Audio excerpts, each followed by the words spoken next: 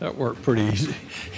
Good afternoon. I'm Ray Farmer. I'm the director of the Department of Insurance here in South Carolina. And as you know, the Department of Insurance was designated by Governor McMaster last June as the lead state agency for the Volkswagen Environmental Mitigation Trust. So today we want to have public comments from any interested party, and obviously we've asked the interested parties to submit written comments as you speak, and I think we already have most of the written comments in the back. If you haven't, please be sure to turn those in. And as we'll discuss later on in the process, you're going to have an extended period of time until May the 25th at close of business, 5 o'clock on May 25th, that's a Friday, to submit any additional comments. If you choose not to speak today, you're still eligible. Any interested party is eligible to submit written comments. So far, I think we have about 12 or 14 people that have signed up to speak. We'll ask you to speak about 5 minutes to summarize your written comments. You do not have to worry about keeping track of the time. We're going to do that for you. Kendall Buchanan on the front row at 2 minutes, he's going to hold up a sign that says 2 minutes. And then at 1 minute, she has another one that says for 1 minute. And then you get the hook. Now, just try to keep your comments within 5 minutes so we can hear from everyone. This is an extremely important subject. Obviously, we have an awful lot of interest. So let's take a minute or two and discuss a little bit of background of why we're here and how we got here. For the model years of 2009 through 2016, Volkswagen installed defeat devices on the 2.0 liter and 3 liter diesel engines to thwart the system for emissions control. Volkswagen cheated on their emissions standards and how much NOx emissions were being emitted in the air. So after some litigation over the subject from the state of California and the Northern District, U.S. Northern District Court in California, there were a series of settlements. And this is the subject of one of those settlements. Our involvement relates only to the establishment of the Environmental Mitigation Trust Fund. It's part of the $2.9 billion in funding. And the South Carolina portion of that is at 1.16%, or $33,895,291.39. We're keeping track of every penny of it. There are 2 other settlements as well that are not subject of this public meeting today. One is a $2 billion set aside for national zero emission vehicle investment, and the other is $10 billion to buy back or modify those offending Volkswagen vehicles. If you have an interest in those particular vehicles and settlements, this is not your place. Today's public meeting is to discuss the harm done to the environment and the economy and the fund that had been set aside for that. So there are several dates that are important that we have seen throughout the process, and they're listed there on the screen. You can see that the National Trustee was designated in March of 17. The Department of Insurance was named the lead state agency June 14 of 2017. But the most important date out of all of that is the one right below that finalized agreement, or the trust effective date, is October 2nd of 2017. That date is the linchpin of all the decisions that will be made going forward. And so that is an extremely important date. The other dates that are named there, you know, we were certified as a beneficiary under the Environmental Mitigation Trust. We published our plan, our draft mitigation plan, on April 10th of this year, and today is the day set aside for the public meeting. The deadline for public comments after today, as we've already suggested, is May the 25th at 5 o'clock. So our draft plan is, in our formal plan, will be bound by the requirements of the Environmental Mitigation Trust. Primarily, it involves a vehicle for vehicle or engine for engine replacement. If the ultimate plan calls for the replacement of any diesel engine, pick a diesel engine, a bus, transit buses, trucks, whatever it is, that engine is replaced. That engine is rendered inoperable. A hole will be driven through the block of that engine. It is never to be used again. There are 10 categories of mitigation actions, and obviously public and private fleets are eligible for funding. We have 10 years to expend or obligate at least 80% of our allocation.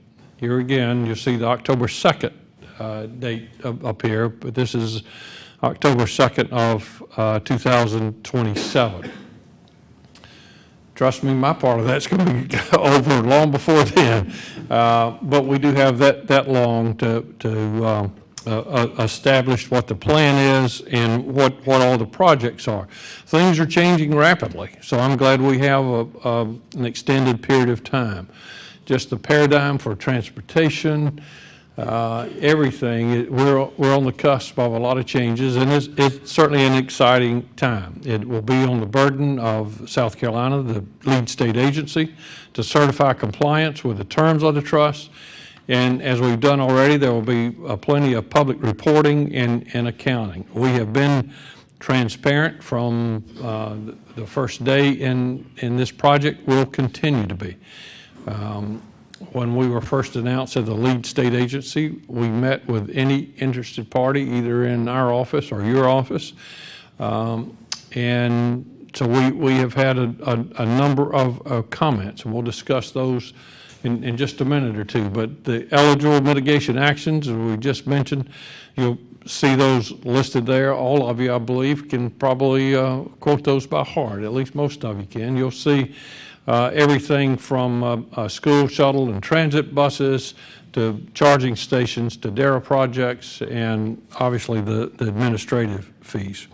We've had 26 formal submissions totaling almost $187 million, and if we have not quite $34 million, it's hard to stretch it into 187.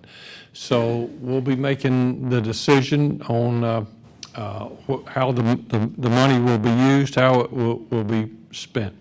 Most popular categories of the comments that we've got, you probably have no trouble guessing that it's from school buses, shuttle buses, or transit buses. Those are the eligible buses that the money can be used on, or light-duty zero-emission vehicle supply equipment, charging stations. Both of those are extremely important. The overall goal is to reduce future NOx emissions while focusing on our state's needs. The factors that we'll consider based on our goals and priorities are NOx emission reductions, the state's needs, cost effectiveness, benefits to areas that experience disproportionate levels of air pollutants, public health benefits, including those for more vulnerable populations, environmental justice issues, current and long-term environmental and economic benefits, leveraged funding opportunities, other potential funding sources, and demonstrated experience and our ability to implement a project. So looking at the state emissions by counties, or the state map, if you study that hard enough, you'll notice that all counties in South Carolina are in attainment of the National Ambient Air Quality Standards. So because of that, the department, as a lead state agency, will support projects that reduce NOx emissions statewide and not any particular portion of the state. It'd be statewide. And so if you look at the categories of the NOx emissions, Kendall, how about hitting the next button there? You'll see there that the normal cars, the mobile, on-road, non-diesel, light-duty vehicles, normal cars and trucks account for 34% of NOx emissions in the state. Closely followed, 33% by the mobile, on-road, diesel, heavy-duty vehicles. And over half, 55%, of the diesel-only NOx emissions come from on-road diesel heavy-duty vehicles. So the South Carolina proposed allocations of the EMT funds, as you've already read in our draft proposal, are the class 4 to 8 school shuttle and transit buses and the light-duty zero-emission vehicle supply equipment. We'll also consider the other 7 or 8 mitigation actions that are listed there as well. So, how to comment? Obviously, we've talked about comments need to be made in writing, and those that you submitted today, that's fine. If you want to submit additional comments or new comments, there's several options there on the screen. You can email them to the website there, vwsettlement@doi.sc.gov, or hand deliver them to the department, or send them to Kendall Buchanan there at our address. So the question is, what's next? Following this public comment time, you'll have until May 25th for the additional comments. The department will review all public comments publicly and post either the comments or a summary on the website. If a substantial change to our draft plan are needed, a revised draft will be published along with another 30-day public comment period. I will tell you, I think this is the only public meeting that we will have. Some states have had public meetings, some states have not, and to further have as much transparency as possible, I thought we needed to at least have a public discussion, and this is it. And then after the final plan is published, the department will issue a solicitation for projects. So now is your turn. So we have about 12, I think, Casey, is that it? 12 public comments. I want to remind the speakers that this is being recorded. It's being videoed. So the best way to get your comments on the video is to speak into the microphone. Speak clearly into the microphone. One other note, if you've somehow got into this room without signing up, do not leave this building until you do sign up. We do need a record of everyone that is here, whether you speak or not. And so our first speaker is Superintendent of Education, Molly Spearman. And Superintendent, welcome. And you have your 5 minutes, and we'll let you know. Thank you, Mr. Farmer. Good afternoon, everyone. I thank you for allowing me to have time on today's agenda. As you know, the South Carolina Department of Education manages one of the largest bus transportation fleets in the United States. Our fleet of 5,800 buses transport 350,000 students, about half of our total 750,000 student population each day. And we travel about 80 million miles per year. The safety of our students is our top priority. That is why our goal to transform our fleet from the oldest, most pollutant, and least efficient in the country to a safe, clean, and efficient system brings me before you today. Over the past 3 years, working with the General Assembly and using savings in our own transportation operations budget, we have replaced approximately 1,800 of the 1995 Type D rear-engine school buses that had significant structural and thermal issues. By the end of this calendar year, we will have the remaining 108 rear-engine buses off the road. That's a victory for all of our students and citizens. However, that leaves us with a very dirty pollution problem. Approximately 800 buses. The oldest one is manufactured in 1988, and they're still on the road every day all across South Carolina, transporting our most precious resource. These 1988 buses, believe it or not, we have 443 of them on the road today. Each cost 41 cents per mile to operate, and they each emit 916 pounds or 416,000 grams of nitrogen oxide each year. If you calculate that pollution annually, it means our 443 1988 buses alone send 406,000 pounds or 203 tons of nitrogen oxide into the atmosphere in every county of South Carolina while transporting our children. This is shameful, and it can be quickly improved.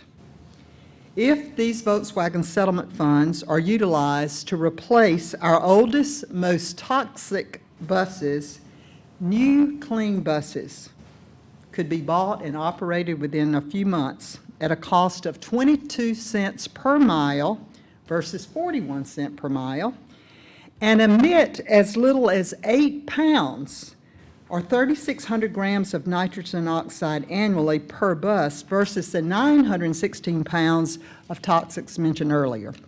Ultimately, a total reduction of 143 million grams or 158 tons of NOx. Assuming $34 million is the maximum amount of settlement funding available, and the Commission desires to set aside 15% of funding, approximately $5.8 million for electric vehicles, the Department of Education would include the retrofitting of current hybrid buses that are in our fleet with the required infrastructure to serve as an electric bus pilot project. The $29 million settlement funds remaining would then be used to purchase approximately 350 clean diesel and alternative fuel buses. We will continue to work with the General Assembly to have all of the 800 pollutant buses off the road within the next few years. That accomplishment will be one that we can all share pride in, knowing that we truly have made the safety of our children, our citizens, and our environment a #1 priority in South Carolina. Thank you very much.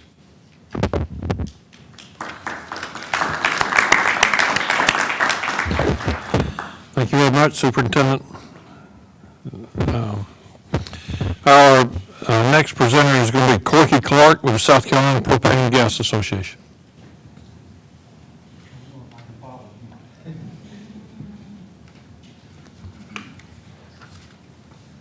Well, thank you and good afternoon. It's a pleasure to be here. I am Corky Clark. I'm the Executive Director of the South Carolina Propane and Gas Association. As is stated in the DOI's recently published draft beneficiary mitigation plan, the overall goal is to reduce NOx emissions while focusing on the state's needs. Clean burning propane auto gas can help meet that goal. In our opinion, and we don't dispute what Ms. Spearman has said, in our opinion, the most pressing need in South Carolina that the funds from the Mitigation Trust can be used for is the replacement of the aging school bus fleet. There are 3 reasons for this.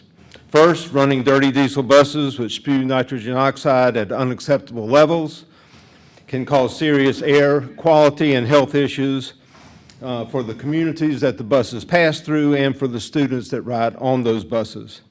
Secondly, certain of these buses are prone to catch on fire, and that presents a serious safety concern for the students and for the bus driver. And thirdly, due to the age of our state's bus fleet, many of our buses are unreliable and sometimes do leave students stranded beside the road waiting for the bus to be repaired or towed. We've all seen this as we've been on the road going about our daily activities. In 2007, our legislature mandated in State Statute 5657-580 that the State Board of Education shall implement a school bus replacement cycle that a complete replacement of the entire bus fleet will occur every 15 years. As we all know, that has not happened. Unfortunately, our Department of Education does not receive adequate funding through the state's budgetary process to keep the school's bus fleet up to date. Propane-fueled school buses exist today that are much cleaner than even the cleanest diesel buses. In fact, Roush's 2017 model year propane school bus recently received its CARB certification at 0.05 grams of NOx per brake horsepower hour. That is 75% cleaner than today's cleanest diesel, the cleanest diesel, 75% cleaner, and is 99% cleaner than the oldest pre-2007 bus engines and over half of our state's bus fleet. The next generation Roush propane bus engine is designed to achieve 0.02 grams of NOx per brake horsepower hour, and that has already been submitted to CARB for their approval. As outlined in the beneficiary mitigation plan, eligible buses can be repowered or replaced using alternate fuel engines, such as clean burning propane, and they can be replaced at 100% of the cost. Allocating the maximum funding available to South Carolina from the VW Mitigation Trust to the Department of Education for the purchase of clean burning propane auto gas buses will provide the following benefits: reduce NOx emissions by more than 75% than the cleanest diesel engines currently available, which will result in a cleaner environment for all our state citizens, as well as reduce health issues like asthma and bronchitis for the students who ride those clean buses. Allow for the replacement of older and fire-prone 1995 rear-engine buses in the state's fleet, which will reduce maintenance costs and improve student safety. And finally, ease the financial burden on our Department of Education for overall bus replacement, thereby allowing them to put more funding back into the education of students. I believe these benefits meet the goal of the draft beneficiary mitigation plan, and I hope that you folks will give it every consideration in your final plan to use propane for the school buses. I will say, as Molly has said in her January 9, 2017 press conference at the State House, we can no longer wait to address our state student transportation system. Thank you. Thank you, Mr. Clark. Thank you, Mr. Clark. The next speaker will be Emily Ware with Green Lots.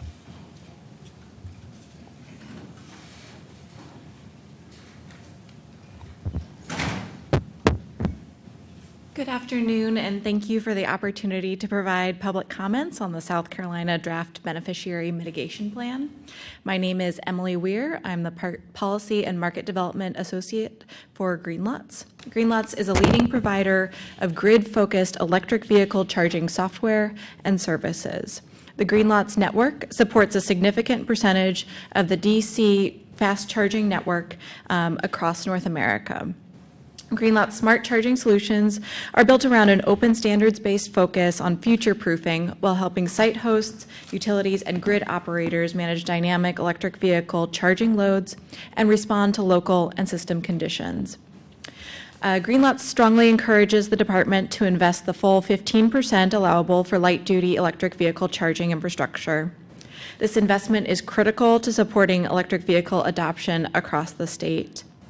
The deployment of public charging stations can help indirectly incentivize the purchase and use of other electric vehicles. Because on-road light-duty vehicles are one of the largest contributors to mobile NOx emissions within the state, the 15% light-duty charging investment represents a critical step toward enabling long-term emission reductions of NOx, greenhouse gases, and other pollutants. A clear emphasis of support for light-duty DC fast charging infrastructure should be articulated in the mitigation plan. This is a critical gap in the deficient overall infrastructure to date. Highway corridors should be DC fast chargers to meet the needs of electric vehicle drivers who need to charge on the go rather than where a car can be parked for more than an hour or two. Providing DC fast charging options across multiple power levels in line with different use cases will be particularly effective.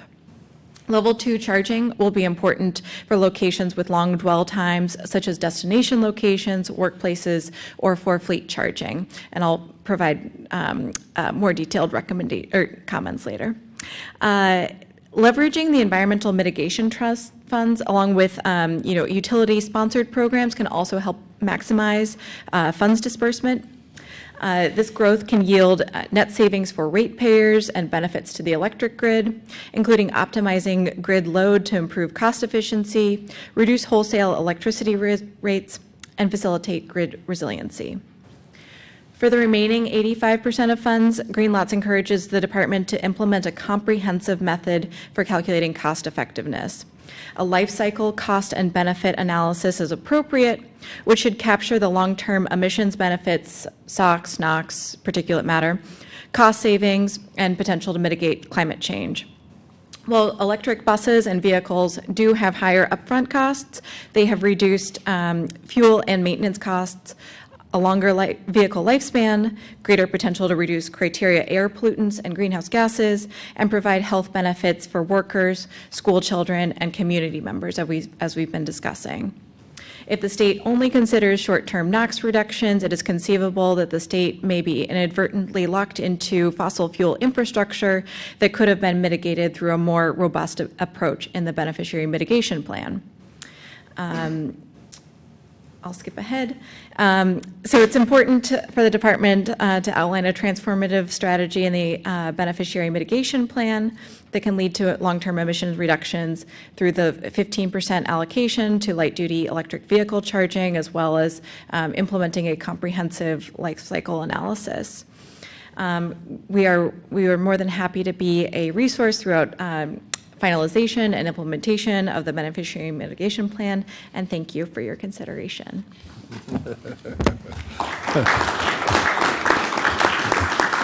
Thank you, Ms. Weir. Our next presenter is Eric McCarthy, Proterra.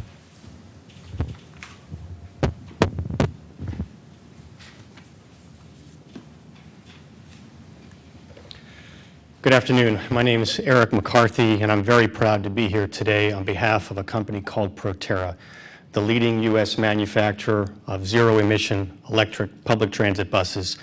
We're located in Greenville, where we have the largest manufacturing facility. We employ more than 200 people. We've also sold over 545 transit buses to date, including to Greenville, Seneca, Clemson, Cat Bus, and Rock Hill. We've also eliminated nearly 30 million pounds of CO2 emissions. The public transit sector will be the first transportation sector to go all electric. Major cities, including New York City, Los Angeles, Seattle, have all pledged to convert their entire fleets to zero-emission battery electric technology, usually by a date certain. 2040 has been a popular date. Seneca, South Carolina is the only city in the United States that has fully electrified its transit fleet. So why invest and fund in EV buses?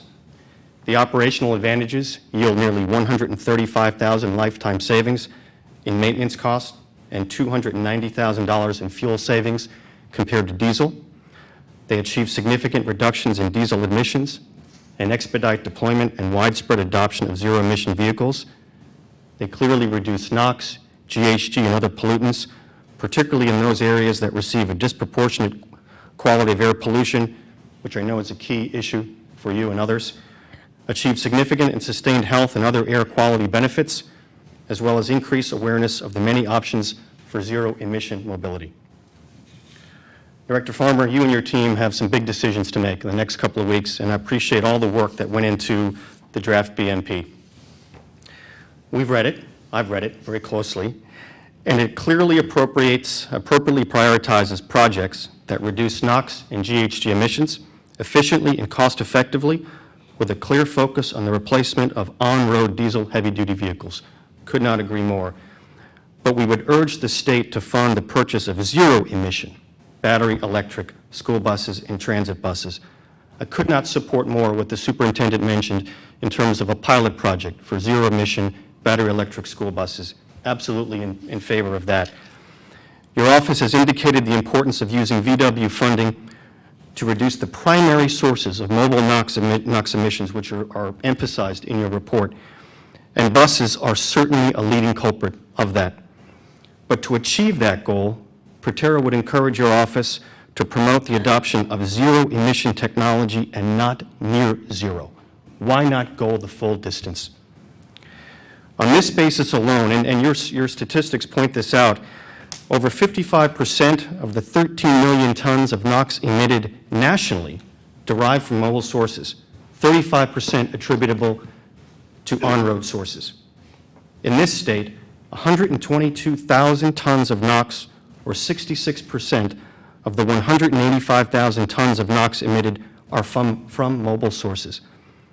On this basis, we would urge your office to use 25% of the VW funds as a carve-out to specifically advance the electrification of public transit buses in those areas disproportionately impacted by the VW diesel vehicle emissions, and the remaining funding for Category 2 projects to help fund the purchase of school buses. If the state were to fund the full 100% of a bus, you're looking at likely a 10-bus deployment. But if the state were to look to other states as a model and perhaps cover 110% of the incremental cost of an electric vehicle, you could double the number of buses on the road. What would that get you? Multiple benefits, including the elimination of 1 million gallons of diesel fuel over 12 years of operation. We don't have a tailpipe. There are zero emissions.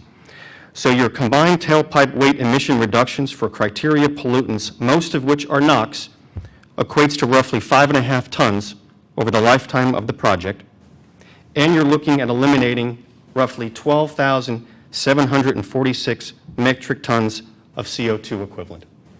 So, Director Farmer, Ms. Buchanan, your staff, I urge you to take this into consideration as you finalize your plans and specifically have a carve-out for zero-emission battery electric public transportation. Thank you. Thank you. Thank you, Mr. McCarthy. Our next speaker is Landon Masters, Palmetto Clean Fuels.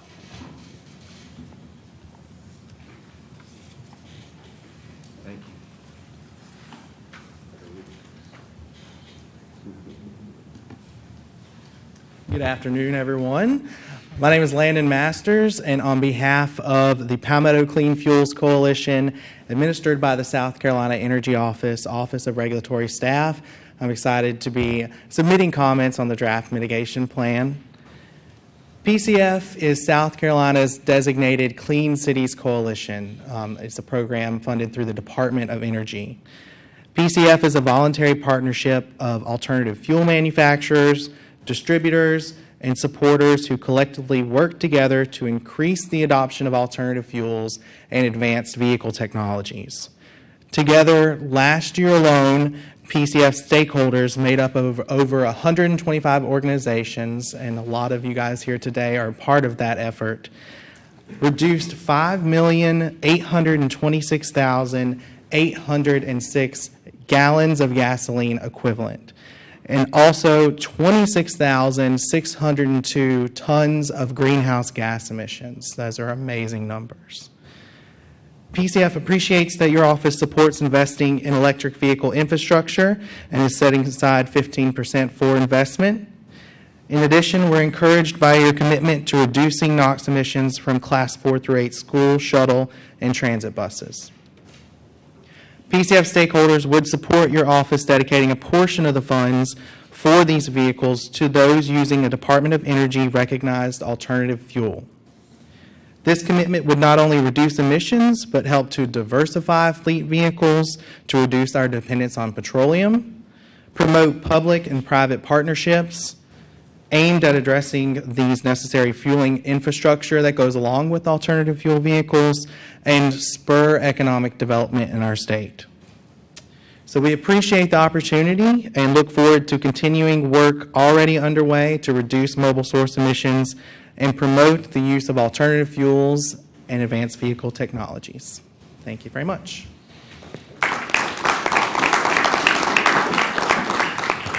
Thank you, Mr. Masters. Our next presenter is Michael Chris, U.S. Green Building Council, South Carolina Chapter. Thank you, Director Farmer, and good afternoon. I am Michael Chris, a volunteer with the U.S. Green Building Council, South Carolina. USGBC is the private nonprofit headquartered in Washington, D.C.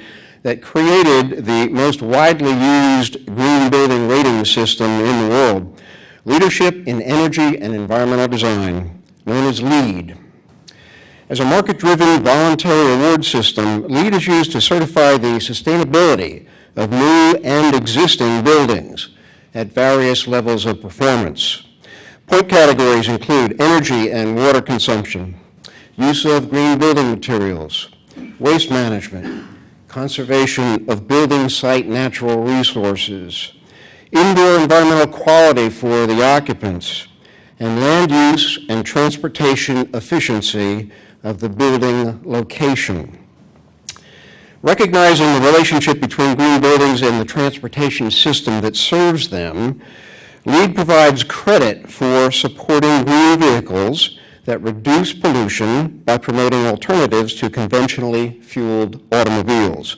For example, install electric vehicle supply equipment in 2% of all the building project's parking spaces for sole use by plug-in electric vehicles.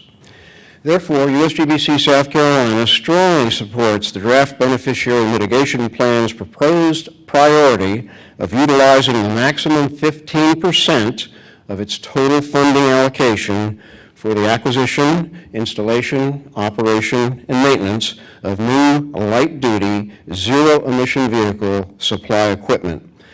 That will encourage electric vehicle charging station networks to participate in the forthcoming solicitation for projects.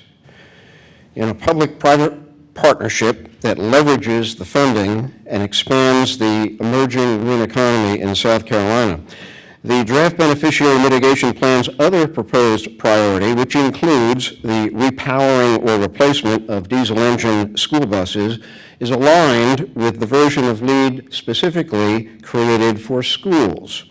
That green building rating system rewards the use of green buses, which reduce nitrogen oxide and particulate matter emissions. Thank you for the opportunity to comment on this very focused draft beneficiary mitigation plan.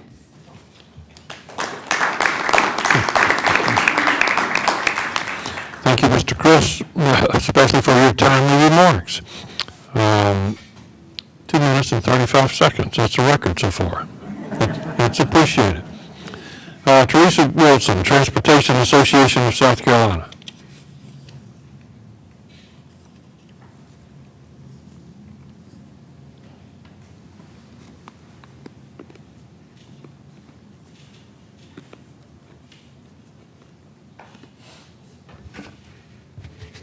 Well, good afternoon. My name is Teresa Wilson, and I'm the director of the Transportation Association of South Carolina. TASC is a nonprofit organization that promotes public transit throughout South Carolina. Our members include public transportation providers, human service agencies that provide public transportation, also transportation to seniors, persons with disabilities and special needs.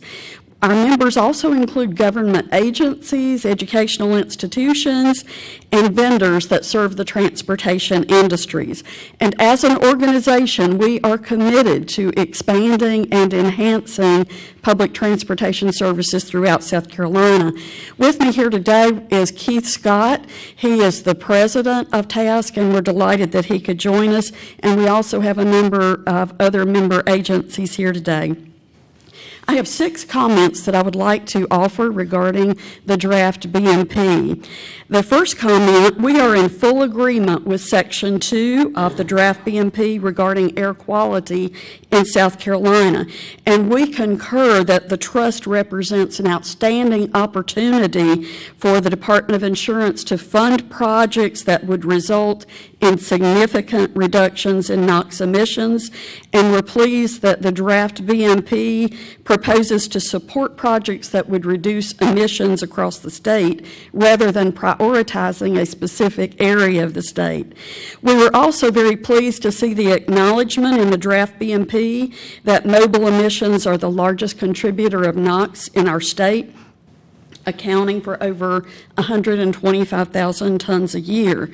Using funds from the trust to either replace or repowered diesel-powered transit vehicles with engines that are less polluting and that are more efficient would indeed improve the health and well-being of all the residents of South Carolina. In November of 2016, TASC sponsored the very first Transportation and Wellness Summit in South Carolina. We had over 100 people attend, and there were presentations at that summit that were related to air quality issues as the result of mobile emissions, including the impact on children with asthma and children and adults with bronchitis and other breathing issues.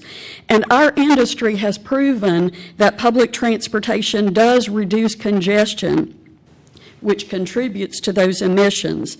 The use of public transportation makes our entire system function much more efficiently, because for every 10 people that you have riding a bus, you have 9 fewer vehicles on the road during rush hour. So you're increasing the entire efficiency of the system when you do that, thus having fewer emissions and a safer, healthier environment for everyone. So the use of settlement funding to replace or repower engines for transit buses that have outlived their useful life can certainly contribute. Our second comment has to do with the general factors. We certainly concur with all of those general factors that are a part of it. The majority of public transportation agencies in our state do not have sufficient level match to access federal funds that are available for public transportation. So the settlement funding with that factor of leveraging other funds offers a unique opportunity to leverage a huge amount of federal dollars that are available, thus extending the total value of the settlement. We also think the factors with regard to need speak for themselves. We have very specific data on that, and we know from our own data that about 50% of the transit fleet in South Carolina is currently exceeding their useful life, so they definitely need to be replaced. Regarding the third comment, we appreciate the inclusion of transit buses in that number 1 category and think that's very important. Our fourth comment, we have in that the majority of the agencies don't have the local match. Allowing provision for that would be a great help. Our fifth comment is that the table that's on page 10, the headings under it, we would like to see those headings expanded to include transit buses so that it's consistent with the heading in the previous section. And then finally, comment 6, allowing for a proportion of those funds to be used for administrative expenditures would be very helpful to our our transit agencies, because many of them struggle with operational and administrative costs, and that would be a great benefit. So on behalf of TASC, we thank you for the opportunity to comment today and look forward to the proposal coming out, and we will be responding. Thank you.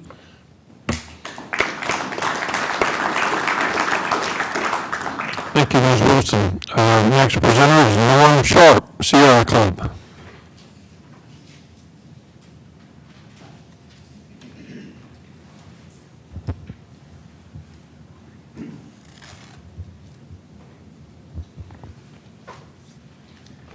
Good afternoon. I live in Easley, South Carolina. I'm the volunteer leader with the Sierra Club, primarily at the national level. The Sierra Club has already submitted comments, so I'm not going to read off all 13 pages with footnotes. I promise you that. As one of the funding priorities in the draft mitigation plan stated on pages 9 to 11, South Carolina should take advantage of the full 15% allocation for electric vehicle supply equipment, the full 15%. The draft plan also prioritizes school, shuttle, and transit buses. We think these funds should be allocated to electric buses rather than new diesel or alternative fuel vehicles. Electric buses have lower comparative lifetime costs than diesel and CNG buses, and costs continue to drop rapidly. Also, near my home in Easley is one of the largest manufacturers of electric buses in the nation, Proterra. South Carolina should be one of the nation's leaders in cutting-edge transportation like Proterra is. Although it is not the focus of the mitigation plan, a side benefit of electric buses is the reduction of greenhouse gases associated with climate change. I am a retired insurance actuary, and this issue has gotten the attention of the actuarial profession, which now publishes the Actuaries Climate Index, an objective measure of changes in extreme weather and changes in sea level relative to the base period of 1961 through 1990. If it's on the radar of the actuarial profession, it should be on the radar of the Department of Insurance. I have submitted a couple of recent press releases on the index. That's all I've got. Thanks.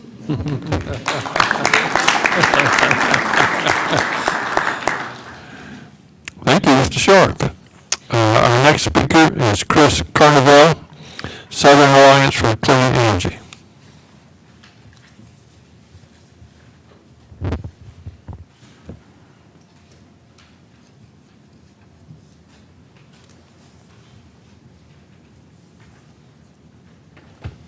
Good afternoon, and thank you for having us here today. Appreciate the opportunity to comment and your willingness to have this in a transparent process and incorporate public opinion. My group, the Southern Alliance for Clean Energy, is a regional nonprofit membership organization that promotes responsible energy choices that create global warming solutions and ensure clean, safe, and healthy communities throughout the Southeast. We've worked on clean transportation fuels, vehicle electrification, and reducing the burden of diesel emissions for 15 years throughout the Southeast region, including in South Carolina.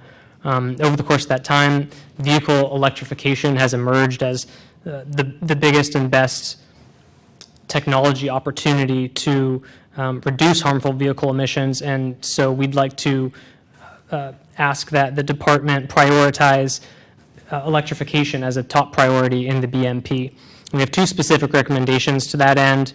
First of all, that any bus engine-for-engine swap would be for electric engines, and second of all, that the full 15% should be allocated to light-duty electric vehicle charging equipment. So on the point of electric engine swaps for buses, it's the most cost-effective option on a total cost of ownership basis compared to any other fuels available. While electric buses have higher upfront prices than diesel, CNG, or hybrid buses, the very low operating costs of electric buses make them the most economical option. Currently, a new electric bus costs about $789,000. A hybrid bus costs about $674,000.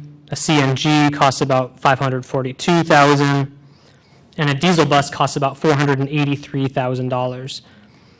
Nationwide, per bus annual fuel and maintenance costs are approximately $55,000 for diesel, $90,000 for hybrid, $72,000 for CNG, but for electric buses, they're only $15,000 per year. So based on these costs and estimates using the Argonne National Labs A-Fleet modeling, the total cost of ownership for an electric bus is 21% lower than a new diesel bus. Maintenance costs for electric buses are between 70 and 79% lower than for CNG and new diesel buses, respectively. Based on currently reported data, each all-electric bus acquired to replace a diesel bus will save the fleet over $200,000 as compared to a new diesel bus purchase. And further, the cost is dropping quickly as batteries get cheaper and manufacturing scales up. A recent California Air Resources Board, or CARB, study shows that every year the price premium for electric buses decreases, and by 2022, they'll be at cost parity and continue to decrease compared to diesel buses. Therefore, every new bus purchased will continue to shift the premium down. Using the EMT funds to invest in electric buses now will set the stage for future procurement and place additional downward pressure on cost premiums. Not only is the lifetime cost lower, electric buses also offer the most cost-effective NOx reductions, as well as the biggest reductions in air pollution and greenhouse gas emissions of all the available technologies for bus replacement. While diesel and CNG buses emit NOx and VOCs, electric buses do not have any tailpipe emissions. While electricity from the grid to charge plug-in vehicles can result in such emissions, electric vehicles are already currently cleaner than any conventional vehicles on the road and will only get cleaner over time as our grid continues to transition to low and zero emission sources. Also, South Carolina's efforts to make its grid cleaner, in addition to those, emissions from the grid are not at street level in densely populated areas where vehicle exhaust can concentrate. Secondly, about the light-duty vehicle charging equipment, we support the department's priority to allocate up to 15%. We think that investing in highly visible electric charging stations will help build the charging network that will be required for broader deployment of electric vehicles. Publicly accessible and visible charging stations will help improve the experience of electric vehicle drivers by increasing the convenience of charging, and will also help alleviate concerns of range anxiety that prevent car buyers from buying electric in spite of the overall advantages of EVs over conventional engines. Furthermore, I don't want to speak for anyone in the room, but it's clear that electric vehicles are a major growth industry for South Carolina. The deployment of electric charging stations would help grow the EV market locally and provide economic benefits for the state. For example, Proterra, he mentioned over 200 jobs provided in the Greenville area. In Berkeley County, Volvo is investing $1 billion in their new facility, and they will be creating 4,000 jobs. They will be producing exclusively electric and hybrid vehicles starting next year. And furthermore, BMW in Spartanburg has invested heavily in its facility there and will be producing electric vehicles as well. So thank you. Thank you, Mr. Carlisle. Next is Aaron Buck, EV Owners of South Carolina.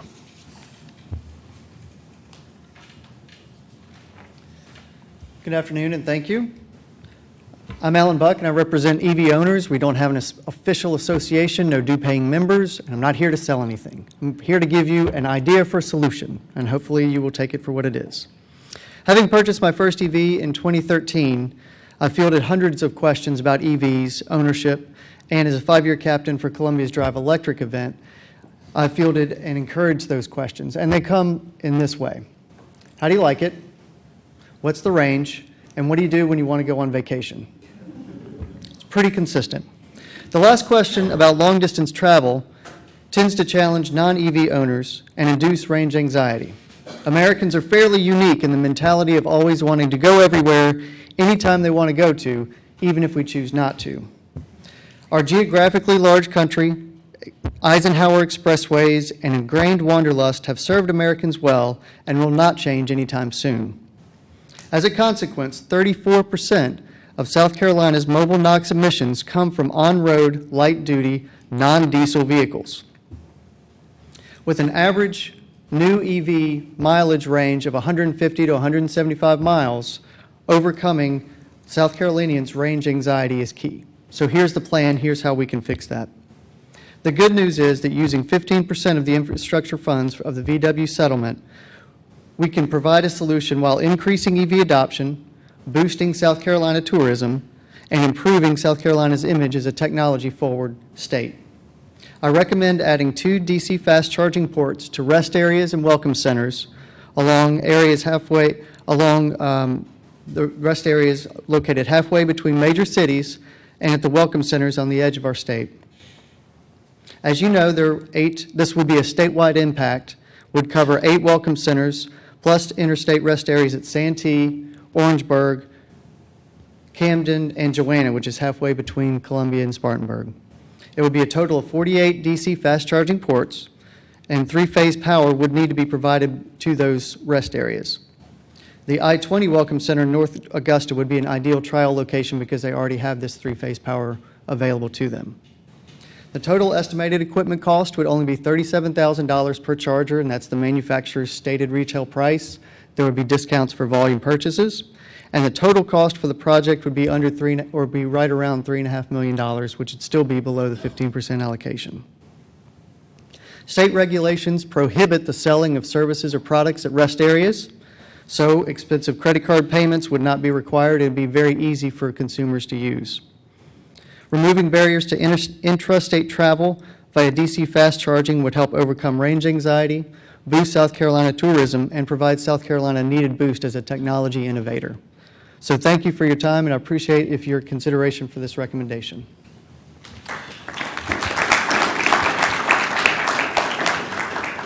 Thank you, Mr. Buck. Next is Bonnie Loomis, South Carolina Clean Energy Business Alliance.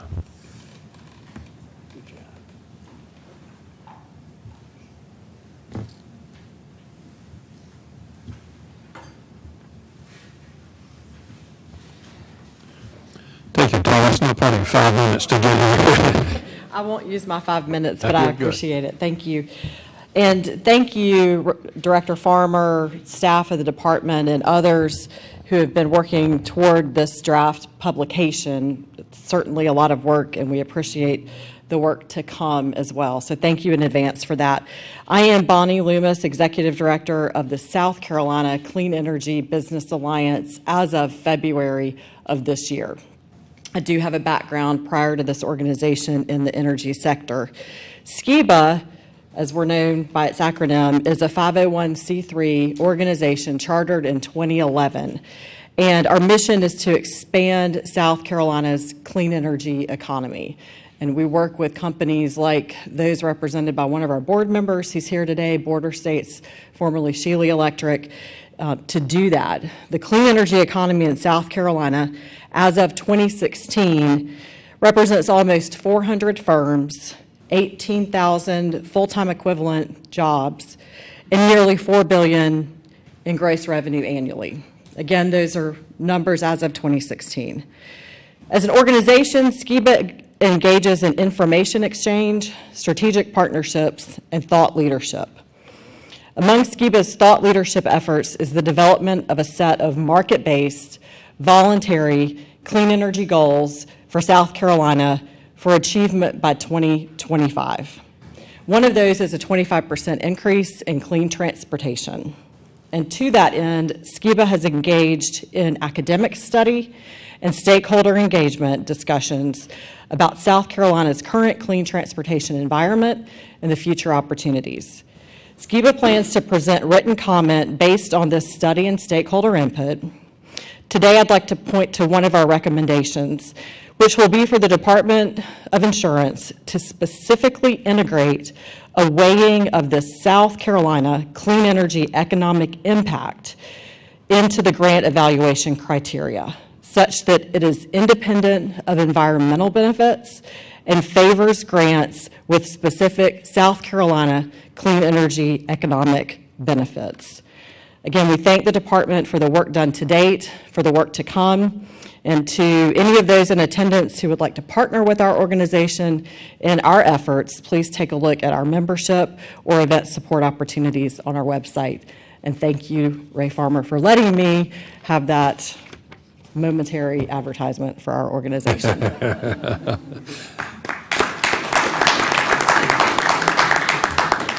Thank you, Ms. Loomis. Our next presenter is Jack Ellsworth, Cummins Sales and Service.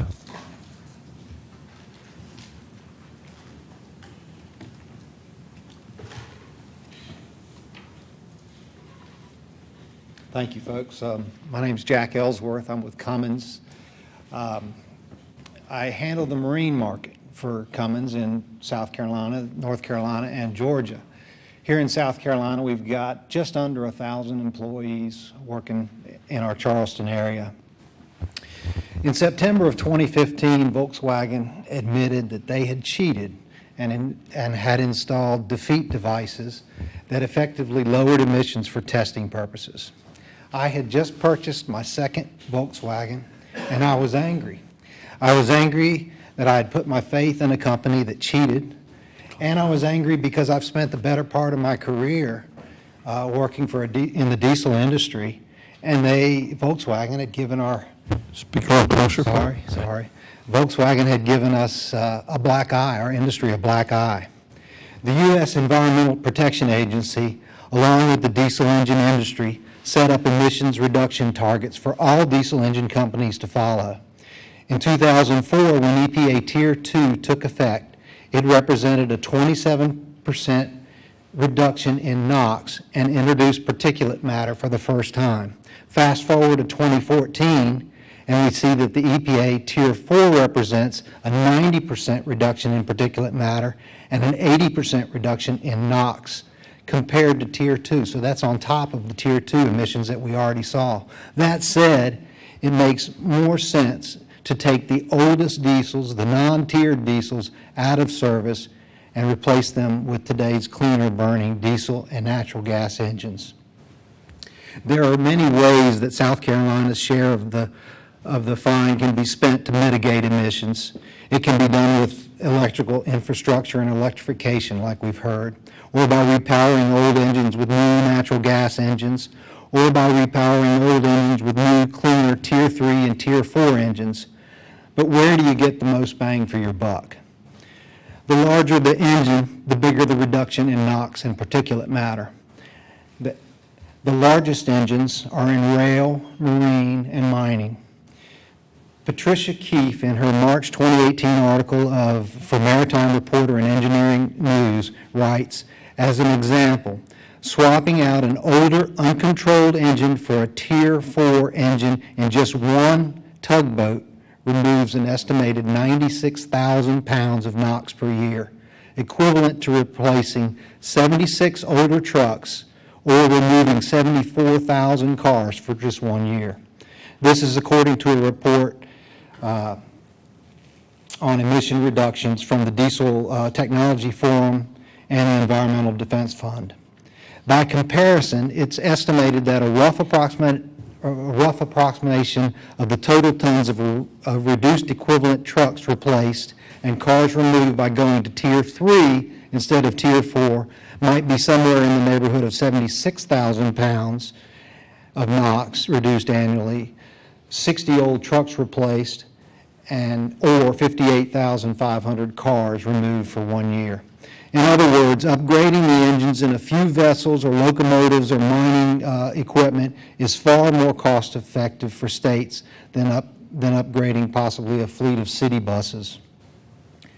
One option on the table is electrification, but the cost of the technology outweighs the benefits, in my opinion. I've been involved in several bids to do hybrid electric passenger vessels where a diesel engine acts as a generator to charge batteries which power electric motors and propel the vessel along at zero emissions while in battery mode. In each case, battery mode would be approximately 70% of the time, while diesel engine generators will be running the other 30% of the time. The cost of each project has been right at $1 million, and the diesel engines were only 20% of that cost. The batteries on one project alone were over $400,000. The point here is that it is too expensive. The technology just isn't there yet. With technology available today, more emissions reductions can be attained per dollar spent with clean diesel and natural gas. The U.S. Department of Transportation and the U.S. Environmental Protection Agency found that 1 ton of NOx emissions may be eliminated by investing $20,000 in clean diesel technology versus, on average, $1 million in electrical infrastructure. Not that there won't someday be a time when electrification is the right way to go, but to spend grant dollars today on a technology that is still pretty expensive is not in our collective best interest. Thank you very much for allowing me to be here.